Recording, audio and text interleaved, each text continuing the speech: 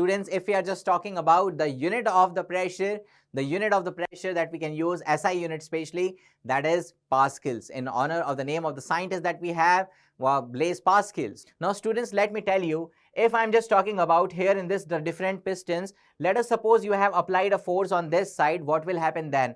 Here, this particularly that we are having right now, the fluid is there. So here when we are just talking about, so this is particularly the fluid will exert some pressure, so it get transmitted to all the points that we are having. Now important part is you will find some force on the other pistons we have. Now students, look at this here. We can easily lift the car here. You are applying some small force, and here what you are finding here is, you can easily notice here we are having now the large value of the force is there, and we have that particular force in which you will find that you can lift up the car here. So this is just an application that we have the Pascal's law, and we call it as a hydraulic lift.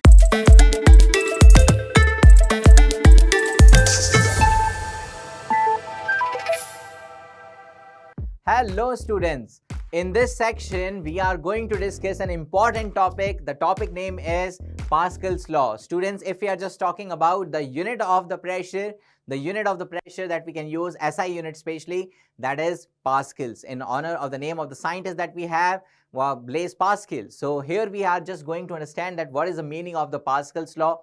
Here we will just understand what is the actual concept of this term, that is pressure. Here in this section, we will also discuss what is the another formula of the pressure and what are the important factors that we are having on which the pressure depends. So students, let's start this topic that we have the Pascal's law. Look at the diagram that we have in this animation. You can easily notice we have the different shapes of the vessels, and we are just having right now the fluids. So when we are just talking about here in this, I have just a common fluid is there in the different shapes of the vessels. And the important part is, if we are just talking about the Pascal's law, the French scientist Blaise Pascal observed that the pressure in a fluid at rest, right now here we are just talking about that fluid which is at rest, is the same at all points if they are at the same height. Means the important part is, if we are just talking about the pressure in a fluid at rest is the same at all points if they are at a same height. Now students, let us suppose I have a common that point. Let us suppose if I'm just talking about here we have such a point, here we have that point, and here we have that particular the point, and all that points are at the same level. So here I'm just considering the different vessels. I have right now the fluid is at rest, and the important part is, if I'm just talking about any that such point which are at a same level for all the vessels, in that situation you will find the value of the pressure is same. So this is actually the concept of the Pascal's law. Let me tell you here again, the pressure in a fluid at rest is the same at all points if they are at a same height or a same level. So this is we called as a Pascal's law.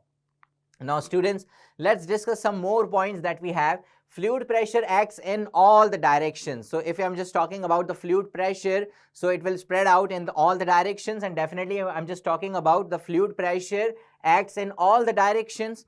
So not just the direction of the applied force. So here we have an important point to say. So here, this is the important part. The fluid pressure acts in all the directions. So when you inflate a cycle tire, so what will happen? If suppose you are filling an air in this cycle tire, what will happen? You are increasing the pressure in the tire. Also, the force acts up, down and sideways. It means in all the directions we can say. So thus force acts up, down and sideways in all the direction inside the tire. So that is why I'm saying here the fluid pressure acts in all the directions. Now, look at this diagram we have. I have right now any vessel, or suppose a glass is there, and it is filled with some fluid. And look at this right now, I'm just taking suppose a area, we have a small, or we can consider a small object right now. So the fluid pressure at any point on the object, if I'm just talking about the fluid pressure, so the fluid pressure at any point on the object is perpendicular to the surface of the object at that point. Now students, this is a very important part to say. If we are just talking about the pressure, that is thrust upon area.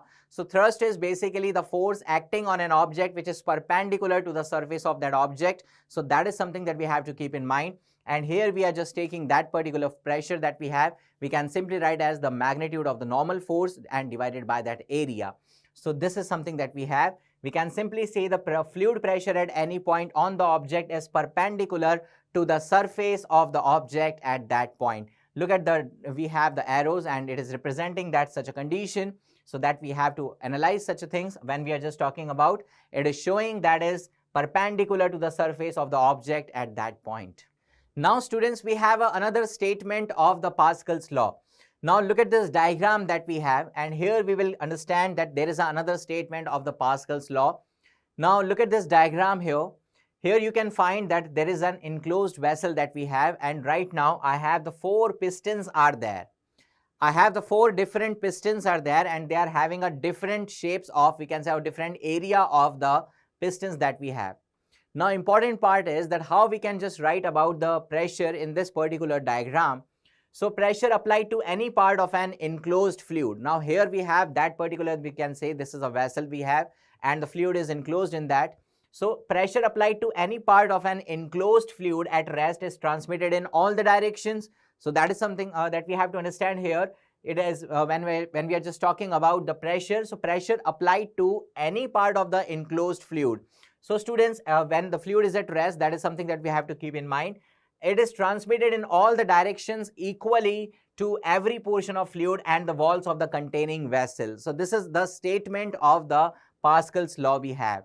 Now students, let me tell you, if I'm just talking about here in this the different pistons, let us suppose you have applied a force on this side, what will happen then? Here, this particularly that we are having right now, the fluid is there. So here, when we are just talking about, so this is particularly the fluid will exert some pressure. So it get transmitted to all the points that we are having. Now important part is, you will find some force on the other pistons we have. So students, what you have to analyze? Let us suppose I have applied a force F1 on this side and the cross-sectional area of this, the piston that I'm just taking as A1. Now let us suppose here we have value now F2 and A2. Here I'm just taking, let's say, F3 and A3, and here I'm just taking as F4 and A4. So here I'm just writing as F1, F2 and F3 and F4 as I'm just talking about the forces, and A1, A2, A3 and A4 are just, I'm talking about the cross-sectional area of the piston. Now what I'm saying is, if I'm just applying a force here on this side, definitely some pressure will be there. So I will consider that particular pressure as F1 upon A1. Now students, what will happen then? Here you will find the pressure. So what is the value of that, the ratio that we have? We can simply say F2 upon A2. Here we can say F3 upon A3, and here we can say F4 upon A4. Now students, all the ratios that we have, so F1 upon A1 is equals to F2 upon A2, and that is equals to F3 upon A3, and that is also equal to this F4 upon A4. So that's why this is the statement that I am saying here is, pressure applied to any part of the enclosed fluid at rest is transmitted in all the directions equally to every portion of a fluid and the walls of the containing vessel. So this is the another statement of Pascal's law, and that is something that we have to understand here. Now students, we have the various applications as well. We can lift the car easily. So this is something that we have. We call that as a hydraulic lift that we are having. So that we will discuss, but something that is here, it is important to understand here is, what is the statement of that, the Pascal's law. So this is something, the diagram that we have to keep in mind. Now students, let's talk more about the topic that we have, the pressure.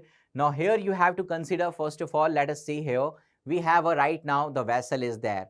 Now important part is, it is having some right now the fluid is there. So let's say P1 is the pressure on the surface of a liquid. Now I am taking right now here the pressure is P1. So P1 is the pressure on the surface of a liquid, and P2 is the pressure at a point within the liquid at a depth h. Now students, here you have to just check it out, what is the pressure difference.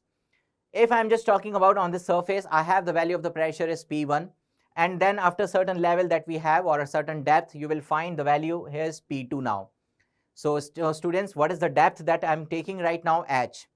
Now students, here you will find some pressure difference. Why you are just finding here the pressure difference? The answer is very simple, because here you will find the depth is increasing. And if the depth will increase, so definitely the value of the pressure will also increase. So that's why we are writing P2 minus P1, that is it is given by, this is del P, and that is representing P2 minus P1, and you will get as the formula of the pressure as rho GH. Now students, this is an important formula that we have. If I'm just talking about the rho, so rho is representing the density of the liquid or any fluid, and small g is representing the acceleration due to gravity, and here you have to choose definitely 9.8 and somewhere a 10, so that we can use a value here, of course, about the small g, 9.8 meter per second square, or sometimes for a calculation we can simply use a 10 as well. And what about this h is representing the depth of that the liquid, and you can consider a height, of course, and here I'm just talking about because this is representing right now the depth we have. So you can write as the formula that is h rho g as well. Now students, let me tell you that how we can just write this something as per the formula of that the force that we can sometimes use as mg. And what is the formula of the mass is? Mass is given by that is area into mass is given by that is volume into density. So students, I'm writing here that is volume into density, and then I'm multiplying with this small g. So I got this value that force is equals to volume into rho into g we have. Now students, if I'm just talking about the volume, so volume you can simply write as that is area into height as well. So students, what is the formula of the pressure? That I'm writing as force divided by area, and force is I'm writing as V rho g divided by this A. Now here you can simply notice if I will write as the volume as area into height, rho into g, and divided by this A. So I can cancel this A, and you will find that is h rho g. So students, this is representing actually the formula that we have, and we can easily derive like this. We have the formula of the pressure that you can simply write as h rho g. This is just for a liquid column that we have to keep in mind. Here we have that is h rho g. H is representing that is the depth, or we can consider that the height of the fluid that we have. And here we have the rho is representing the density of the fluid, and small g is the acceleration due to gravity. Now students, what is the conclusion that we have if we are just talking about that formula that is h rho g? So students, have a look on this. Here we have a topic, the variation of a pressure with depth. So students, less height, less pressure. Definitely, if I'm just talking about as for the formula that we have, that P equals to h rho g. So if we have the less height, or we can say the less depth is there, it means you will find the less pressure, of course. And similarly, if I'm just talking about the more height, so here we are having the more pressure is there. Now look at the direction that we are having right now, because we are just talking about right now what is the level that we are having. So more height is there, it means you are getting some more pressure definitely. The important part is, if you will find this, the pressure on this surface, it is very less, and once you will reach to this bottom, so what will happen? Actually the level, or we can say the depth, is actually increasing. So here what will happen, if you will just go to this the bottom side, and then you will find the more pressure will be there, because here the depth is actually increasing. So students, the fluid pressure depends only on the height of the column of fluid above the surface where you measure the pressure. So students, what we have learned from this the formula that we have noticed the pressure is actually depends on the height of the column that we have, as per the formula that is h rho g. So this is something that we have to understand, and that's why we are writing as the variation of pressure with the depth. Now students, now what is the next important point is, if we are just talking about this the formula h rho g, in this we have a small concept to say, it does not depends upon that what kind of the shape of the vessels that we are having. So look at we have the different shapes, and that doesn't matter that what kind of the area that we have, what is the shape of that the vessel that we have. So we can simply write as it does not depends on the area of the surface in contact or the shape of the liquid column. So this is the thing we have. Now here what is important, the greater the height of the column of fluid above a surface, the greater the pressure exerted by the fluid on the surface, as per the formula that we have. So this is an important part, students. Look at this. Here we have to analyze that such a things. Now, if we are just talking about the application of the Pascal's law, we have to talk about the hydraulic lift. Now students, look at this here. We can easily lift the car here. You are applying some small force, and here what you are finding here is, you can easily notice here we are having now the large value of the force is there, and we have that particular force in which you will find that you can lift up the car here. So this is just an application that we have the Pascal's law, and we call it as a hydraulic lift. So students, the pressure is the same on both sides of the enclosed fluid, allowing a small force to lift a heavy object. You are applying a right now small force, and look at this. I have right now a small piston is there. Here I have a bigger piston is there. What does it mean? Let us suppose the small area that we have right now, that is A1, and here you will find that is A2. So important part is, this is the fluid that we have. So it is connected, we can say, and here you will find the pressure is get transmitted by this the fluid, and now the force is now reaching to this particular piston, and what will happen is you can lift up the car here, and this is the application that we can consider, and this is the representation that we have, the application of Pascal's law, we called as a hydraulic lift. Now mathematically, that how we can analyze. Look at this. If I'm just talking about mathematically, you have to simply write as the formula of the pressure as F1 upon A1, that is equals to F2 upon A2. Now students, what you are noticing here, if suppose you want to find out what is the value of that, the force we have, the value, the bigger force that we can see on this, the area that we have, the A2, you can easily notice F2, you can simply write as by cross multiplying as well, A2 upon A1 into this F1.